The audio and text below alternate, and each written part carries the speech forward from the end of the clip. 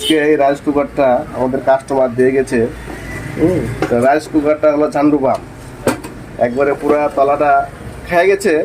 আমি একটু আপনাদের দেখানোর আগে জায়গাটা একটু কেটে ফেলেছি, এটা একবারে পুড়ে গেছিলো। এই যে কাটিং প্লাস দিয়ে উঁচা হয়েছিল, আমি জাস্ট খালি এগুলো সমান করে দিয়েছি। তো আমরা এখানে যেহেতু ফুটো হয়ে গেছে, রিক্সি ব্যাপার, যে কোনো কারো হাত চলে যেতে পারে, শর্ট খেতে দেবে। তো আমরা এখানে প্লেন শিট দিয়ে দেবো। তো প্লেন শিট আমাদের কাছে আছে, তো আমি প্লেন শিটটা আগে কিছুটা কেটেছি। এটা হলো একটা প্লেন শিট।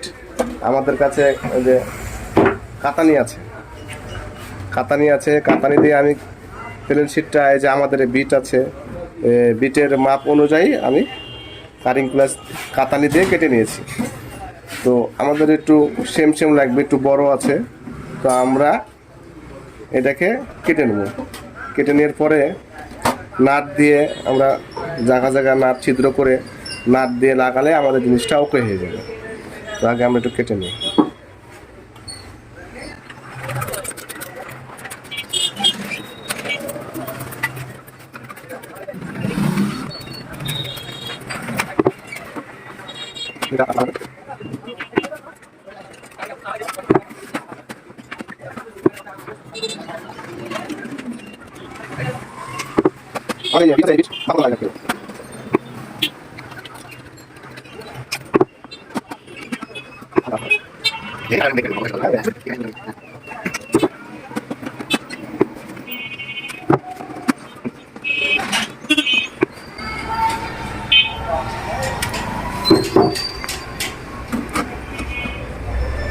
আমাদের এটা কাটা হয়ে গেছে মাপ অনুযায়ী।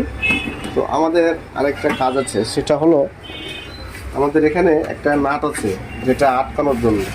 তো এই জায়গাতে আমাদের জিনিসটাকে একটা ছিদ্র করা লাগবে। তো আমরা মাপ নিয়ে নেবো এটা একটা।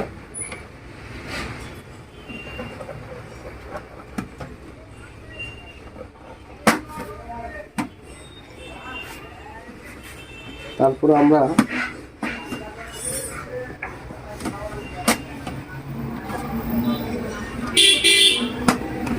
জায়গা ছিদ্রের জন্য মাপ নিই।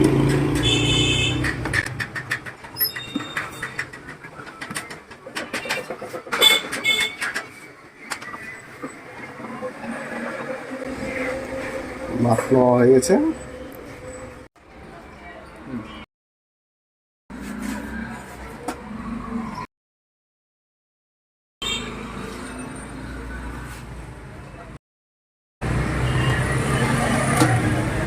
আমরা এবার বাদ বাকিগুলো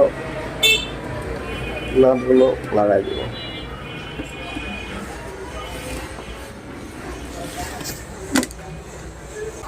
তো এটা হলো চালু আছে, এটা একটু হার্ড আছে, ওই স্ক্রুটা আমাদের ঢুকছে না। তো আমরা একটু এটাকে হিট করে ঢুকাই দেবো।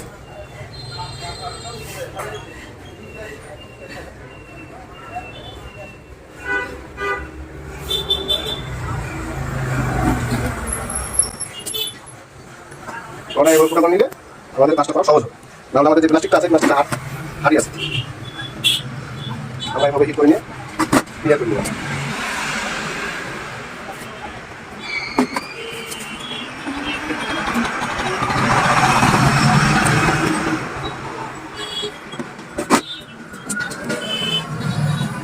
আমরা এবার আমাদের হয়ে গেছে, আমরা সুন্দরভাবে আমাদের স্ক্রুগুলো এবার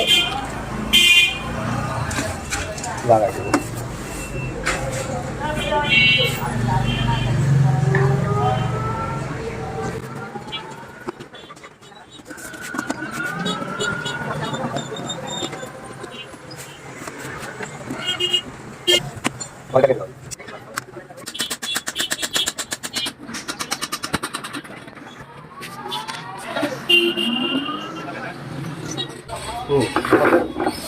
কাজটি সম্পূর্ণ হয়ে গেছে।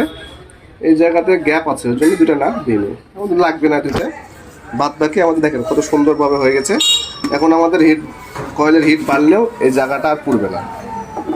তাই আমাদের কাজটি সম্পূর্ণ হয়ে গেছে।